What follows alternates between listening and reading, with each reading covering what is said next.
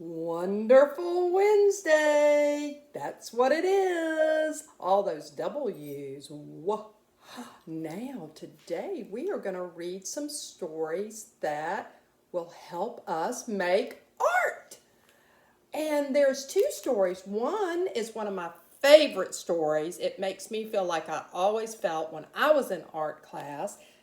The Dot by Peter Reynolds. And the other story we're going to read today is Perfect Square by Michael Hall.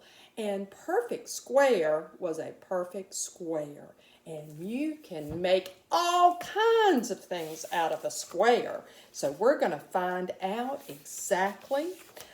It was a perfect square and 4 matching corners with 4 equal sides. So here we have a perfect square.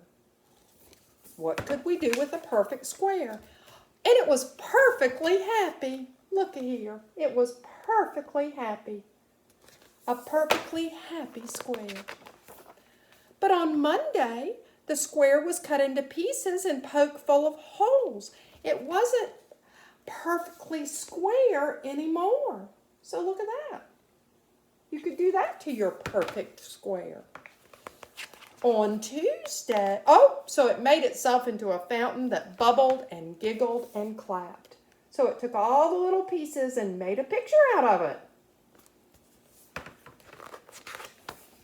On Tuesday, the square was torn into scraps. So there it was, torn into little scraps. That's like a puzzle. So it made itself into a garden. What a pretty garden. On Wednesday, the square was shredded into strips. I wonder what we can make out of the strips. And it made itself into a park. Look how beautiful. With a kite. On these windy days, a kite would be fun. On Thursday, the square was shattered. It was shattered like glass. So it made itself into a bridge. On Friday, the square was snipped into ribbons. Just snip, snip, snip, all the way around.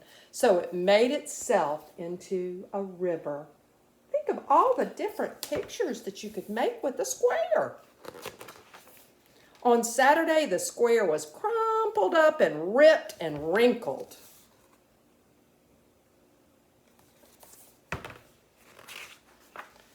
So it made itself into a mountain.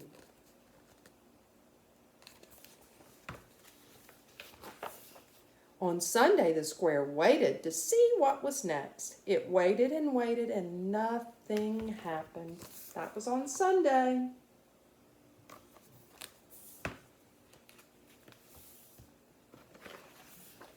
Its 4 equal sides were confining. Its 4 matching corners were rigid and cramped. It looks unhappy. So it made itself into a window. So you can make a window out of a square. And that looked out on a mountain, that gave birth to a river, that crossed over and by a bridge. And then look here. Look at there. And then it went by a park, and it saw a garden, and before you knew it, there was a fountain in the center of it. All of those things that we've made with our perfect square that babbled and giggled and clapped. So you can make all kinds of art out of your perfect square. You know what a good idea would be, and this is jumping ahead, but you know, in a couple of Sundays, it's going to be Mother's Day. You could make your mom a beautiful picture out of a perfect square. Now, our next book is The Dot. A dot. Just a little dot. Let's see what happens with the dot. Art class was over, but Vashti sat glued to her chair. Her paper was empty. That's how Miss Hill felt in art class. Her paper was empty. Vashti's teacher leaned over the blank paper. Ah, a polar bear in a snowstorm, she said. Very funny, said Vashti. I just can't draw. Her teacher smiled. Just make a mark and see where it takes you. Vashti grabbed a marker and gave the paper a good, strong jab. There.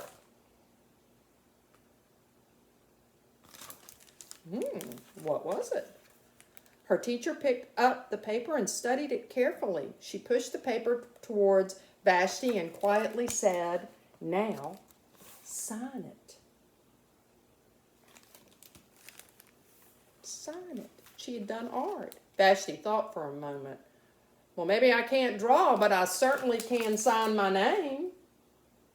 So she signed her name.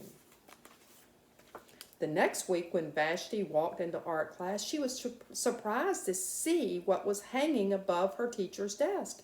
It was the little dot she had drawn, her dot, all framed in swirly gold. Her teacher had framed her work. It was beautiful. I can do a better dot than that, she said. So she opened her never-used set of watercolors and set to work. She knew she could do it. And Vashti painted and painted a red dot and a purple dot and a yellow dot and a blue dot.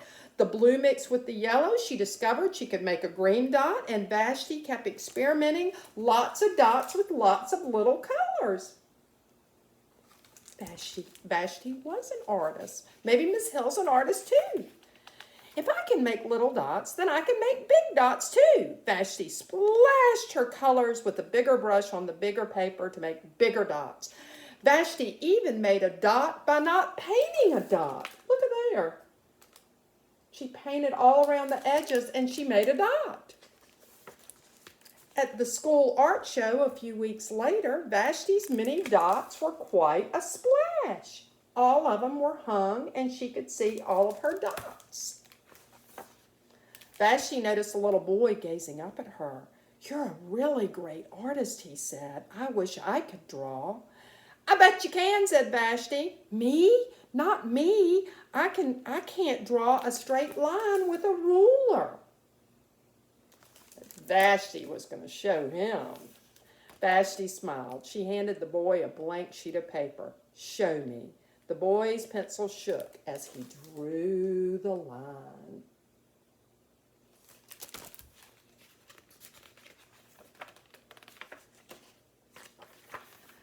Vashti stared at the boy's squiggle, and then she said, sign it. So she told him to sign his squiggle, and he did, and she hung it up. Now this is the dot, and there's actually an International Dot Day in September. Maybe we can draw dots when we get back to school, because I sure am missing you guys, and I want us to get back to school. Listen, you have a wonderful Wednesday, and I will be seeing you soon. I sure do hope.